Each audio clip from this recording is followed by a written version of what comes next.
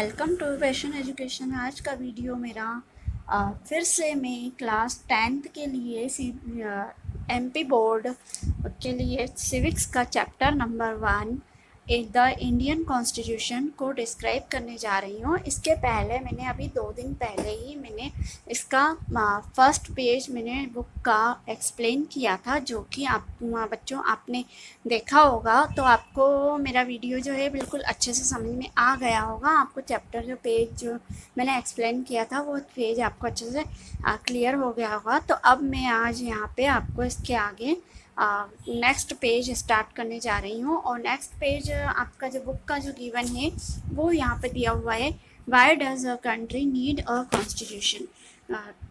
हमारी कंट्री के लिए कॉन्स्टिट्यूशन क्यों ज़रूरी है। कॉन्स्टिट्यूशन मीन्स आपको सभी को मालूम है कि क्या होता है। कॉन्स्टिट्यूशन मीन्स हमारे देश के संविधान। हमारे देश का संविधान जो है वो इंडियन सिटीजन्स के लिए क्यों ज़रूरी है। एक डेमोक्रेटिक कंट्री के लिए कॉन्स्टिट्यूशन का होना बहुत ज़्यादा ही ज़रूरी है। ये पिक्चर जो है ये आपको यहाँ पे बुक में गिवन है। आप चाहो तो इसको ओपन करके बुक में देख सकते हो। और हाँ स्टूडेंट्स, अगर आपने मेरे चैनल को लाइक नहीं किया है, शेयर नहीं किया है, सब्सक्राइब नहीं किया है, तो प्लीज़ आप अभी सब्सक्राइब ज़रूर कर लीजिए। साथ में बेल आइकन को भी क्लिक कर प्रेस कर दीजिए, ताकि आपको समय समय पे सभी नोटिफिकेशंस मिलते रहें। तो अब मैं यहाँ पर आपको यहाँ पर why do need constitution, why do need a country में कॉन्स्टिट्यूशन क्यों ज़रूरी है, इसको मैं एक्सप्लेन करने जा रही हूँ। Today, most countries in the world have a constitution, while all democratic countries are likely to have a constitution. It is not necessary that all countries that have a constitution are democratic. तो आज के समय में हमारे पूरे विश्व में सभी कंट्रीज़ के पास कॉन्स्टिट्यूशंस है। सभी संवैधानिक कंट्री संविधान बने हुए हैं। While all democratic countries are likely to have a constitution, जबकि डेमोक्रेटिक कंट्रीज जो है वो कॉन्स्टिट्यूशन का मतलब ये होता है कि डेमोक्रेटिक कंट्रीज होनी चाहिए। सभी कंट्रीज जो है वो डेमोक्रेटिक हैं। It is not necessary that all countries that have a constitution are democratic, but ये ज़रूरी नहीं है कि कंट्रीज़ जो है वो कॉन्स्टिट्यूशन हो और डेमोक्रेटिक भी हो। डेमोक्रेटिक का मतलब है कि यहाँ पे जो गवर्नमेंट जो है वो रूल बनाती है for the people by the people, for the government के लिए बाय द पीपल के लिए रूल्स बनाती है, और इन्हीं रूल्स के अकॉर्डिंग जो है वो कॉन्स्टिट्यूशन को फॉलो करता है। The constitution serve several purpose. Constitution जो है वो सभी जो है वो सर्व नहीं करते, सर्व सेवरल पर्पस मतलब कॉन्स्टिट्यूशन जो है वो ज़रूरी नहीं है कि उसके पास सभी पर्पस, कॉन्स्टिट्यूशन के सभी पर्पस होने चाहिए, उसके पास कोई ऑर्गेनाइजेशन हो। First, it lays out certain ideas that form the basis of kind of country that we citizens aspire.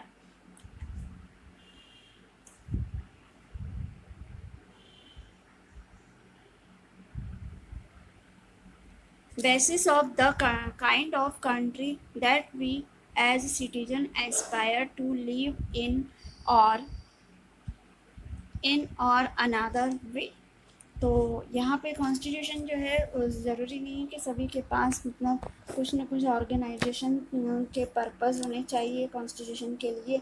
Citizen जो है वो कंट्री का जो सिटीजन है वो एस्पायर टू लिव इन है। एस्पायर मतलब क्या होता है कि वो डायरेक्ट या तो फिर डेमोक्रेटिक कंट्री की वो इच्छा रखता है और उसकी आकांक्षा है कि सभी जितने भी लोग यहाँ कंट्री में रहते हैं सभी चाहते हैं कि हमारी कंट्री जो है वो डेमोक्रेटिक पूरी तरह से हो। A constitution tell us what the fundamental nature of our society. Constitution के बारे में अगर हम बात करें तो fundamental nature of our society मतलब हमारी सोसाइटी जो है वो फंडामेंटल नेचर है, क्योंकि फंडामेंटल नेचर मतलब हमारे देश में सभी राइट्स सिटीजन्स को मिले हुए हैं और वो अपने अपने तरीके से अपने अपने ढंग से वो सोसाइटी में रहना चाहता है. A country is usually made up of different communities of people who share certain belief but may not necessarily agree on all. एक कंट्री के पास यूजुअली जो डिफरेंट कम्युनिटी ऑफ पीपल मतलब यहाँ पे जो लोग हैं, यहाँ के जो लोग हैं वो लार्ज सोसाइटी में रहते हैं, बहुत बड़ी सोसाइटी में रहते हैं और ज़रूरी नहीं है कि वो सभी जो है इन सभी इशू को फॉलो करे, डेमोक्रेटिक रूल्स में आते हों, कॉन्स्टिट्यूशन के एक ही कॉन्स्टिट्यूशन के हों, हो सकता है कि अनदर देश के भी रहने वाले हों. A constitution helps serve as a set of rules and principle that persons in a country can agree upon the basis of the way in which they want the country to be governed. तो इसका मतलब ये हुआ कि constitution जो है वो हमारे ये कॉन्स्टिट्यूशन का जो सेट है ये हमारे लिए मतलब एक सेट कॉन्स्टिट्यूशन का सेट जो है वो एक प्रिंसिपल जो है वो ये हर कंट्री के लोगों के लिए प्रिंसिपल सेट बना हुआ है, रूल्स का सेट बना हुआ है जो कि इसी बेसिस पे जो है कंट्री वो गवर्न करती है, इसी कंट्री गवर्न करती है, मतलब कंट्री जो है इन्हीं रूल्स के अकॉर्डिंग जो है वो रूल्स को फॉलो करती है और ये एवरी सिटीजन के लिए ज़रूरी है. This include not only the type of government, ये ज़रूरी नहीं है कि government but also an agreement on certain ideals, ये ज़रूरी नहीं है कि गवर्नमेंट जो है उसमें आइडियल हो, आइडियल गवर्नमेंट इंक्लूड नहीं है और ना ही वो उसका कोई सर्टेन एग्रीमेंट होता है, ज़रूरी नहीं है.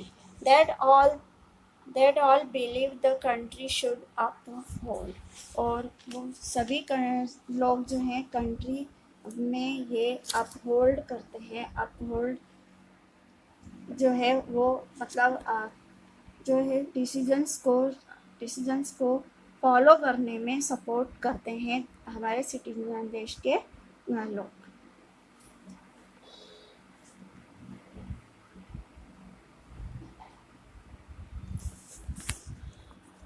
In 1934, the Indian National Congress met the demand for a constituent assembly.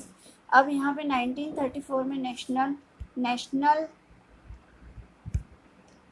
National Congress made the demand for constituent assembly. यहाँ पे 1934 में एक कॉन्स्टिट्यूएंट असेंबली रखी गई थी जिसका नाम जो है वो नेशनल कांग्रेस असेंबली के नाम से जाना जाता है, जो कि 1934 में बनी थी during the second world war. और ये 1934 में तब ये असेंबली बनी थी जब विश्व में सेकेंड बैटल वार चल रहा था.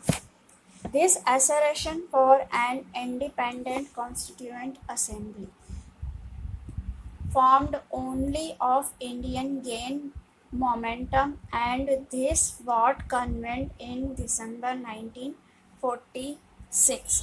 तो यहाँ पे जब ये असेंबली सेकेंड वर्ल्ड वार के समय बनी थी तब इसमें कुछ असरेशंस थे, कुछ ऐसे असरेशंस थे, मतलब कुछ ऐसे स्ट्रॉन्ग बिलीव करने वाले पावर्स थे जिसमें जो कंट्री जो है वो मतलब खुद 1946 दिसंबर में वो खुद आत्मनिर्भर इंडिपेंडेंट कॉन्स्टिट्यूएंट असेंबली बनना चाहती थी, जो कि आपको बुक के page number second page number पे ये पिक्चर जो आपको यहाँ पे दी गई है उस पिक्चर में यहाँ पे आपको बताया गया है कि यहाँ पे जो मीटिंग रखी गई है वो कॉन्स्टिट्यूएंट असेंबली रखी गई है 1946 में. उसमें जवाहरलाल नेहरू जी ने इंडियंस की असरेशंस के बारे में बताया कि इंडियन को हर भारतीय नागरिक को आत्मनिर्भर बनना जरूरी. Between December 1946 and November 1949, the Constituent Assembly drafted a constitution for independent India. अब क्या हुआ कि 1946 और 1949 नवंबर और दिसंबर के बीच की बात, इन दोनों मंथ के बीच की बात है। तो इसमें कॉन्स्टिट्यूएंट असेंबली जो है वो इंडिपेंडेंट इंडिया के लिए प्रिपरेशन, कॉन्स्टिट्यूशन की प्रिपरेशन, ऑर्गेनाइजेशन की तैयारी चल रही थी। Free to shape their destiny at last after 150 years of British rule। और इसका जो 150 ईयर्स के बाद जो ब्रिटिश रूल था वो एकदम से पूरी तरह से वो फ्री हो गई थी, आज़ाद हो गई थी। और उसकी मतलब एंड में उसकी एक किस्मत थी कि जो कॉन्स्टिट्यूएंट जो इंडिया के लिए कॉन्स्टिट्यूएंट असेंबली अप्रोच की गई थी, डील्स की गई थी, मीटिंग रखने के लिए डील की गई थी और आइडिया बनाया जा रहा था, आइडियलिज्म तैयार किया जा रहा था फ्रीडम स्ट्रगल के लिए। तो ये बहुत ही ज़्यादा मतलब बहुत ही ज़्यादा हेल्प्ड प्रोड्यूस कॉन्स्टिट्यूएंट असेंबली के लिए तैयार की जा रही थी। और ये 150 ईयर्स के बाद की ब्रिटिश रूल की बात है। 150 ईयर्स तक ब्रिटिश रूल जो है वो इंडिया में पूरे जो है वो उसने अपना ऑर्गेनाइजेशन चलाया।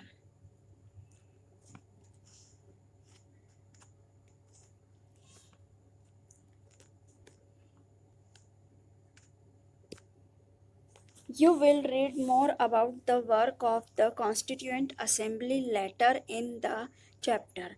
इसके बाद हम कॉन्स्टिट्यूएंट असेंबली का जो चैप्टर है वो अब हम यहाँ इसके बारे में यहाँ पर हम रीड करेंगे। The photo along side shows prime minister Jawaharlal Nehru addressing the constituent assembly.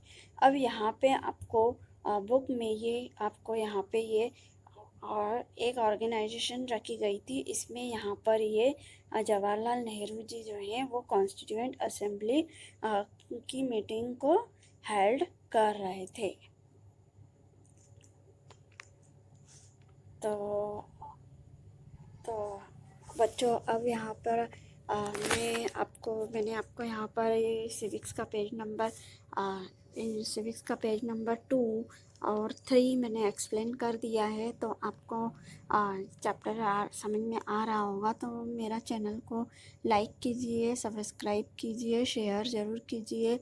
Subscribe के साथ साथ बेल आइकन को भी प्रेस ज़रूर कीजिए ताकि आपको समय समय पे सभी नोटिफिकेशंस प्रोवाइड होते रहेंगे। Thank you, bye. और हाँ, इसके बाद इस चैप्टर के बीच में मैं आपको इस लेसन के क्वेश्चन आंसर्स भी मैं आपको प्रोवाइड करती रहूँगी।